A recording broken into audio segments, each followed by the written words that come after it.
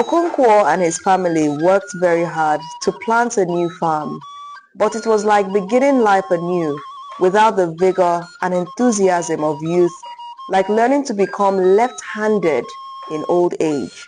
Work no longer had for him the pleasure it used to have, and when there was no work to do, he sat in a silent half-sleep. His life had been ruled by a great passion to become one of the lords of the clan that had been his life spring, and he had all but achieved it. Then everything had been broken. He had been cast out of his clan like a fish onto a dry, sandy beach, panting. Clearly his personal god or chi was not made for great things. A man could not rise beyond the destiny of his chi. The saying of the elders was not true, that if a man said, yea, his chi also affirmed. Here was a man whose chi said nay, despite his own affirmation. The old man, Uchendo, saw clearly that Okonkwo had yielded to despair, and he was greatly troubled.